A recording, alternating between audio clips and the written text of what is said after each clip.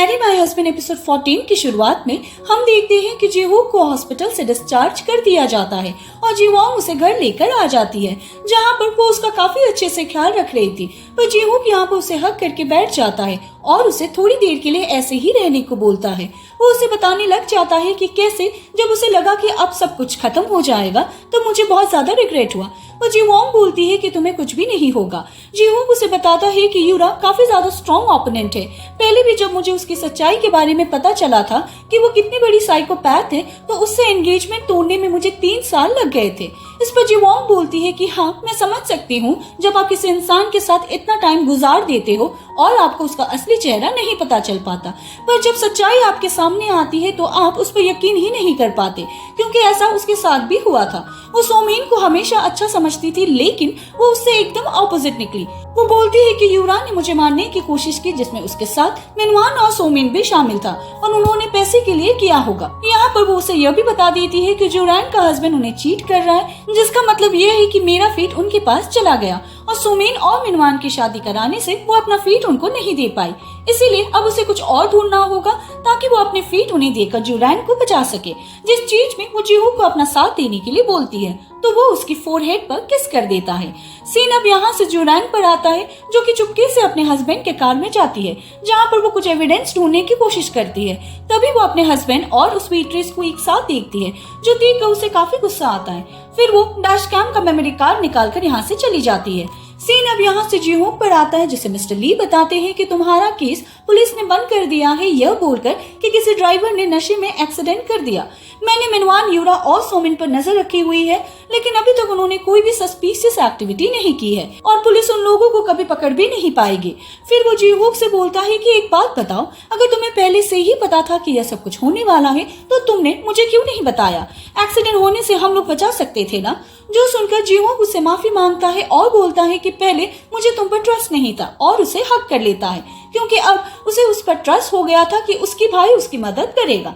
Mister ली बोलते हैं कि मैं सोमिन के डैड और जीवोंग की मॉम को भी ढूंढ रहा हूँ। जरूर यूरा भी उन लोगों को ढूंढ रही होगी, तो हमें उससे पहले उन लोगों को ढूंढना होगा। और वो उसे यह भी पूछता है कि तुम ये बैंड कब तक पहनने वाले हो। इस पर जीहूक बोलता है कि मैं इसे निकालना तो चाहता हूँ, लेकिन जीवोंग ने इसे निकालने से मना किया है। इसके बाद हम जीहूक को जीवोंग के साथ डिनर करता हुआ देखते हैं, जहाँ पर वो अपने हाथ से ठीक से खा नहीं पा रहा था, तो जीवोंग उसे अपने हाथों से खाना खिलाती है, जो देखकर जीहूक को काफी अच्छा लग रहा था। अब जैसे ही जीवोंग अपने घर जाने लगती है तो जीहूक हाथ में दर्द का बहाना करके उसे हक कर लेता है और अपने साथ ही रात में रुकने को बोलता है, जिसके लिए वो मान जाती है। अब वो जीहूक के रूम में जमीन पर अपना बिस्तर लगा लेती है, तो जीहूक भी उसके पास ही आकर लेट जाता है और बोलता है कि तुम चाहे जो भी करो, मैं बस यही चाहता हूँ कि तुम मेरे साथ रहो। यह बोलकर वो उसके गाल पर किस कर देता है और दोनों फिर साथ में सो जाते हैं। अगली सुबह जैसे ही जीहूक की आंख खुलती है तो जीवोंग उसके पास नहीं थी। यह देखकर उसे वो इंसिडेंट याद आ जाता है जब वो एक बार जीवोंग के साथ पार्क में सो गया था और आंख खुलने पर वो वहाँ पर नहीं थी।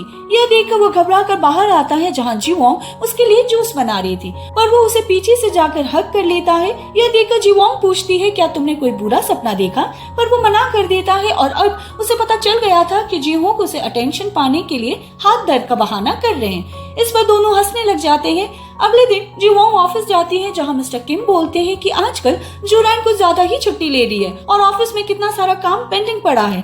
लेकिन तभी पीछे से जुरैन आ जाती है, जो कि अपनी बीमारी की वजह से छुट्टियां पर गई हुई थी, जिन्हें देखकर सभी लोग उनके पास उनसे बात करने के लिए चले जाते हैं। तभी वहाँ पर मिनवान आता है, जो कि जीवोंग को वापस से काम पर देखकर हैरान था।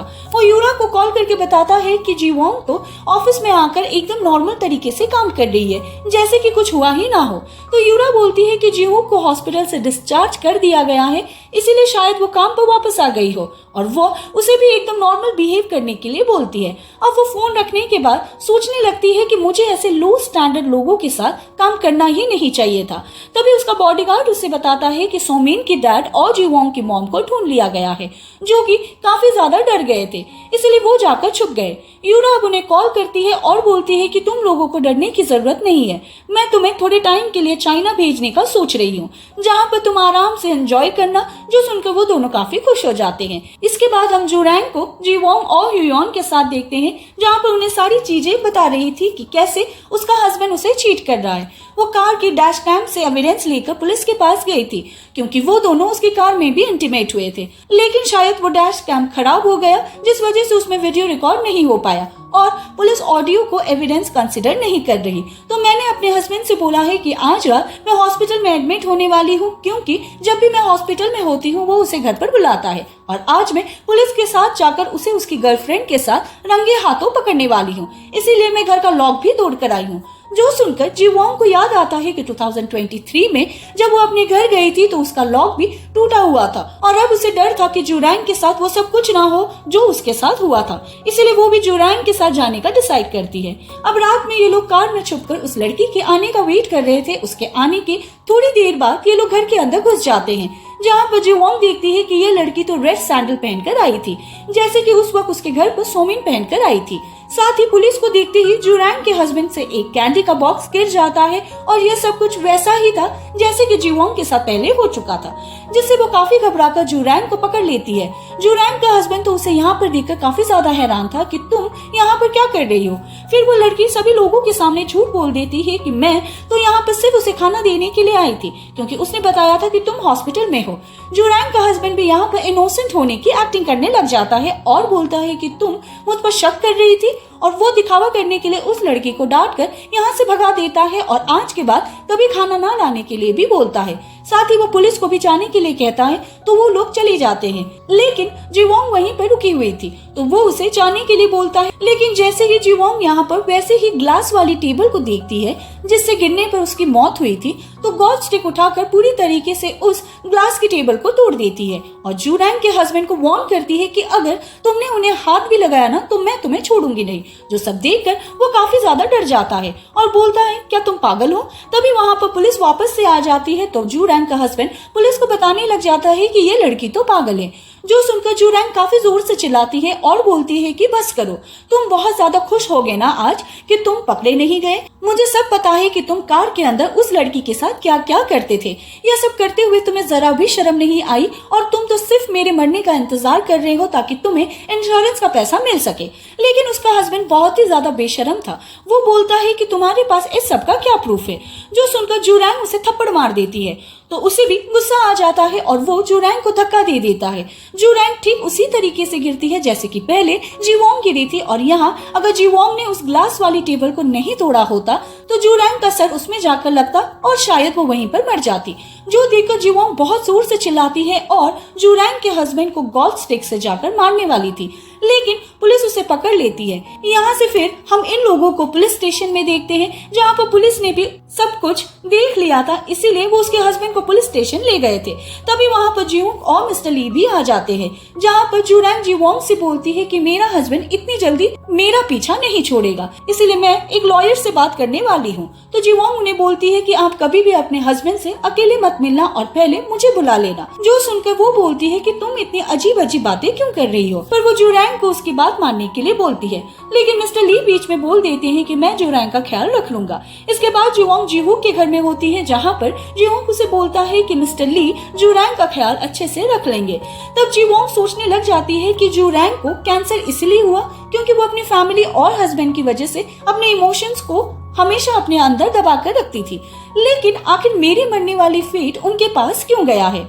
क्या सब इसीलिए हो रहा है क्योंकि उनका हस्बैंड भी उन्हें चीट कर रहा है और उसे भी उनके मरने के बाद इंश्योरेंस के पैसे चाहिए? और जीवोंग बताती है कि आज का सीन बिल्कुल वैसा ही था जैसे कि उसके साथ पास्ट में हो चुका था। वो रेड सैंडल और वो कैंडी का बॉक्स। तभी उसे रियलाइज होता है कि अगर उसे जुरैंग का फेट चेंज करना है और उन्हें मरने से बचाना है तो इसके बदले उसे मेनुआन को सेड्यूस करना पड़ेगा और उसे सोमिन को मारने पर मजबूर करना होगा, तभी मेरा फेट सोमिन को जाएगा। जो सब करने के लिए वो जीवोंग से परमिशन भी मांगती है तो वो भी उसका साथ देने के लिए राजी हो जाते हैं। अगले दिन जीवोंग वही रेड सैंडल पहनकर ऑफिस में आती है जो कि सुमिन पहना करती थी, जहाँ पर जीवोंग सभी के सामने जीवोंग को मिल्क किट वाले प्रोजेक्ट से निकाल देते हैं। जो देखकर वो उसे साइड में बात करने के लिए जाती है और बोलती है कि तुमने मुझे इस प्रोजेक्ट से क्यों निकाला? तो जीवोंग बोलती है कि तुमने मेरे बदले पैसों को चुना, इसीलिए अब इस प्रोजेक्ट पर तुम्हारा कोई भी हक नहीं है। हमारा ब्रेकअप हो चुका है, अब मैं तुम्हारी शक्ल नहीं देखना चाहता और अगर तुम्हें काम करने का मन नहीं है तो ऑफिस से चली जाओ, या अगर रिजाइन दे दोगी तो और भी ज्यादा बढ़िया होगा। जिनकी यह सारी बातें मेनुआन भी सुन रहा था और काफी हैरान हो जाता है और उसी को फंसाने के लिए दोनों भी ऐसा नाटक कर रहे थे। इसके बाद मिनवान अब जीवोंग के बारे में ही सोच रहा था कि उसने जीवोंग से इतनी बिलियन वॉन लेकर उससे ब्रेकअप कर लिया। तभी वहाँ पर जीवोंग आती है जो उससे बोलती है कि तुम यह काम अकेले क्यों कर रहे हो। अब क्योंकि उसका डिमोशन हो गया था तो वो यहाँ पर स्टिकर लगाने का काम कर रहा था। वो जीवोंग को बोलता है कि यह सब तुम्हारी वजह से ही हुआ है। तो वो बोलती है कि अगर तुम सोमेन के साथ मुझ पर चीट ना करते तो तुम्हारे साथ ये सब कुछ नहीं होता। जिस पर वो कहता है कि तुमने भी तो जीहूक के लिए मुझे छोड़ा था ना।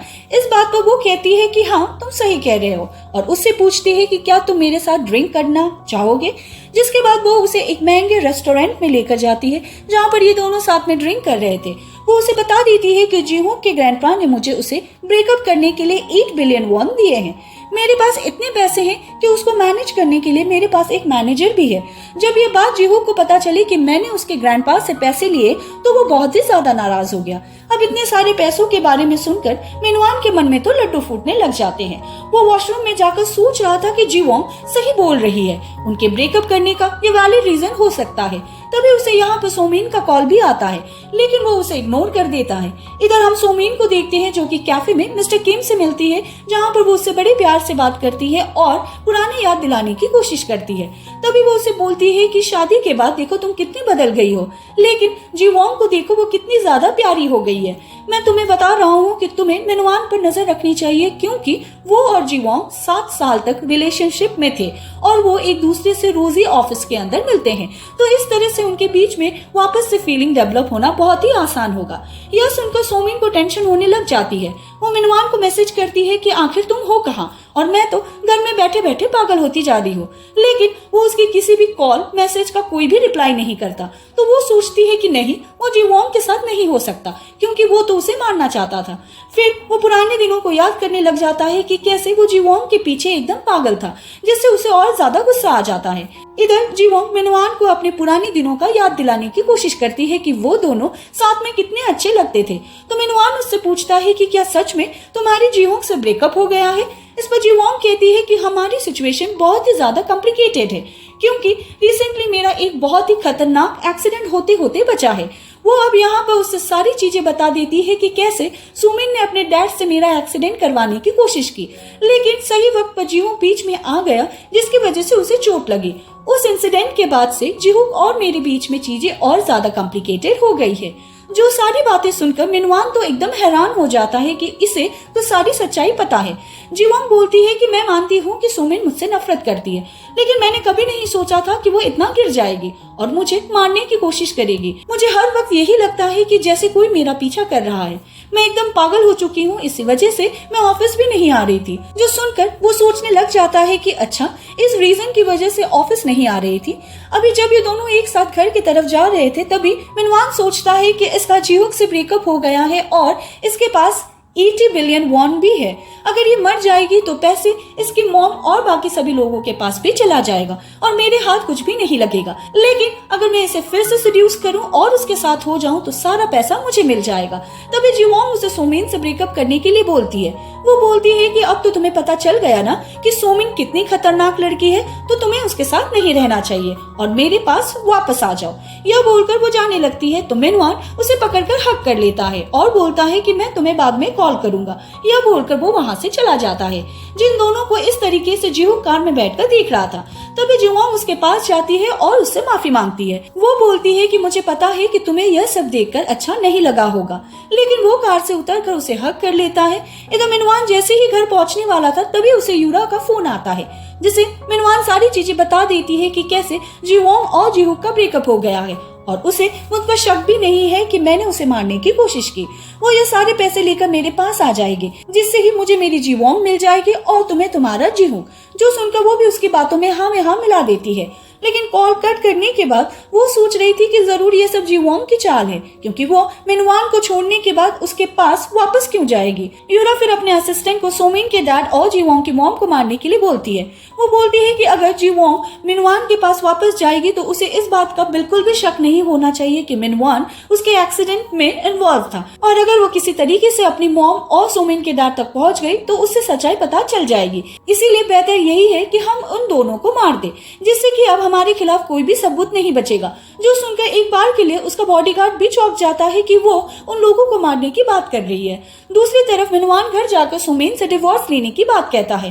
वो बोलता है कि अब तो हमारा कोई बच्चा भी नहीं है, तो इसीलिए हमारे साथ रहने का कोई भी मतलब नहीं बनता, क्योंकि तुम्हारे साथ रहकर अभी तक मेरे साथ कुछ भी अच्छा नहीं हुआ है।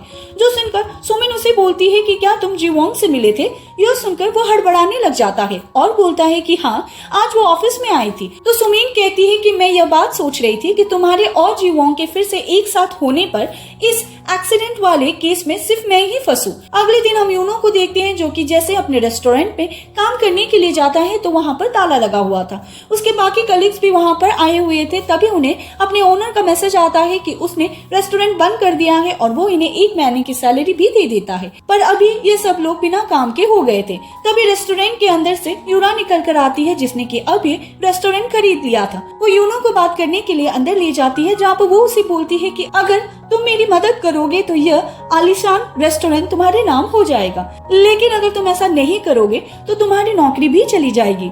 अगले दिन हम यूनो को एक बार में अकेले बैठकर ड्रिंक करता हुआ देखते हैं। तभी वहाँ ह्यूयॉन उसके बुलाने पर आती है, जिसे देखकर यूनो बोलता है कि जब जीवोंग ने मुझे रिजेक्ट किया तो उसके बाद तुम्हारे साथ रहकर मुझे काफी कंफर्ट मिलता है, और उसे बता देता है कि अब वो बिना जॉब का है। जहाँ बातों ही बातों में ह्यूयॉन को रियलाइज होता है कि वो लोग भी अपनी मील किट वाले प्रोजेक्ट के लिए एक शेफ को ढूंढ रहे हैं। इसीलिए वो अगले दिन उसे ऑफिस में ले जाकर जीवोंग से मिलवा देती है, जहाँ वो उसे इस प्रोजेक्ट में रखने के लिए मान जाती है। तभी यूनो से बात करने के लिए साइड में लेकर जाती है, जहाँ वो उसे बता देता है कि कैसे यूरा उसे उसकी मदद करने के लिए बोल रही थी, लेकिन उसने उसे मना कर दिया। पर उसने उसे यह नहीं बताया कि आखिर उसे क्या काम करवाना है। जहाँ पर हम देख पाते हैं कि इन दोनों को बात करते हुए ह्यूयॉन बाहर से देख रही थी, और शायद इन्हें इस तरीके से देखकर उसे अच्छा नहीं लग रहा था। जीवोंग फोन करके जीहू को यह सारी बातें बताती है और कहती है कि उसे क्या काम करवाना था। यूनो को यूरा ने नहीं बताया, पर जीहू बोलता है कि हाँ मुझे पता है, और वो उसे बाद में कॉल करने के लिए बोलता है, क्योंकि वो अभी किसी के साथ था। जहाँ पर हम देख पाते हैं कि वो यूरा के बॉडीगार्ड के साथ था। वो उसे यहाँ पर 2 ऑप्शन देता है, या तो वो उसकी मदद करे या फिर आने वाली प्रॉब्लम्स में यूरा के साथ फंसे। जो सुनकर वो जीवोंग के साइड हो जाता है और उसे अब तक की सारी चीजें बता देता है। इधर जीवोंग जब ऑफिस में काम कर रही थी, तभी उसे लैंडलाइन पर मिनवान कॉल करता है और वो उसे शाम को साथ में डिनर पर चलने के लिए बोलता है, जिस चीज के लिए जीवोंग मान जाती है और अपनी रेड सैंडल पहनने ही वाली थी। लेकिन तभी उसे जीवोंग का कॉल आ जाता है, तो मिनवान का कॉल होल्ड पर रखकर उससे बात करती है, जहाँ पर वो उसे बता देता है कि अब उसे मिनवान के साथ और खेल खेलने की जरूरत नहीं है, क्योंकि उसके पास पहले से ही एक औरत है, जो कि और कोई नहीं बल्कि यूरा थी, और उसने उसके पास वैसे ही रेड सैंडल और कैंडी का बॉक्स भी भिजवा दिया था उसके बॉडीगार्ड के हाथों। तो जीवोंग काफी खुश होकर मिनवान को डिनर के लिए मना कर देती है और बोलती है कि मैं तुम जैसे लड़की के साथ कभी भी कोई बिजनेस नहीं करना चाहती, जो कि सिर्फ मीठी मीठी बातें करना जानता है और बिना दिमाग लगाए सिर्फ पैसों के पीछे भागता है। मैं तो सिर्फ तुम्हें चेक कर रही थी कि तुम्हारी अभी अभी शादी हुई है, लेकिन फिर भी तुम कैसे मेरे पीछे आने के लिए राजी हो गए। तुम 1 नंबर के घटिया इंसान हो। यह सब बोलकर उसकी काफी बेइज्जती करती है और फोन रख देती है, जिससे कि मिनवान काफी ज्यादा गुस्से में आ जाता है। दूसरी तरफ यूरा अपने बॉडीगार्ड के साथ सोमिन के पेरेंट्स को मारने के लिए जाती है, जहां हम देख पाते हैं कि उसने उनको बेहोश करके एक वैन में डाल दिया था, और फिर प्लान के अकॉर्डिंग वो लोग उस वैन को आग लगाने वाले थे। जो सब करते हुए वो सोच रही थी और कहती है कि वाह, मैं तो पहली बार किसी को मरते हुए देख रही हूँ। फिर उसका बॉडीगार्ड उसे यहाँ से ले जाता है। सीन वापस से जीवोंग पर आता है, जो कि देर रात तक ऑफिस में काम कर रही थी। तभी उसे जीवोंग का मैसेज आता है कि वो उसे लेने के लिए आ रहा है। अब जीवोंग जैसे ही अपना सामान पैक करके जाने वाली थी, तभी लैंडलाइन पर कॉल आता है और दूसरी तरफ से काफी डरावने तरीके से कोई हंस रहा था, जो देखकर जीवोंग काफी डर जाती है और फोन कट कर देती है। पर फिर उसे ऑफिस में कुछ आवाजें आने लग जाती है। जब वो चेक करने के लिए जाती है तो वहाँ की लाइट अचानक से बंद हो गई थी। यह देखकर जीवोंग काफी डर गई थी। तभी उसे मिनवान की आवाज आती है, जो सुनकर वो एक टेबल के नीचे छुप जाती है। मिनवान अब उसे बोलने लग जाती है कि जीवोंग, हमें बात करनी चाहिए, और तुम्हें क्या बहुत मजा आ रहा है मेरा मजाक उड़ाने में? यह बोलकर वो जीवोंग को ढूंढने लग जाता है। तभी जीवोंग के फोन पर जीहू का कॉल आता है, तो वो उसका फोन ही स्विच ऑफ कर देता है। अब जैसे ही उसे जीवोंग मिलता है तो वो उसे पकड़ लेता है। वो बोलता है कि क्या तुम्हें मजा आया मेरा इस तरीके से मजाक उड़ाकर? जीवोंग, तुम्हें यह सब नहीं करना चाहिए था। मैं सच में इस बार तुम्हारे पास वापस आना चाहता था। तो जीवोंग उसे बता देती है कि तुम तो मुझे मारना चाहते थे। यह सुनकर मिनवान कहता है कि तुम्हें पहले से पता था, फिर भी तुमने मुझे फंसाया और यहाँ पर उसे हिट करने वाला था। तो जीवोंग बोलती है कि क्या हुआ, तुम मुझे मारना चाहते हो ना? चलो मार डालो मुझे, क्योंकि अगर तुमने ऐसा नहीं किया तो मैं तुम्हें मार डालूंगी। जो सुनकर मिनवान भी गुस्से में जीवोंग का गला दबाने लग जाता है, तो जीवोंग हंसने लग जाती है और उसे और ज्यादा प्रोवोक करती है, जिससे कि वो भी पूरी ताकत से उसका गला दबाता है और जीवोंग का दम घुटने लग जाता है। तभी वहाँ पर जीवूक आकर मिनवान को एक जोरदार किक मार के अलग कर देता है और जीवोंग को उठाने की कोशिश करता है, लेकिन वो नहीं उठती, जहाँ पर वो सोच रही थी कि शायद मेरा मरना मिनवान के हाथ ही लिखा हुआ है।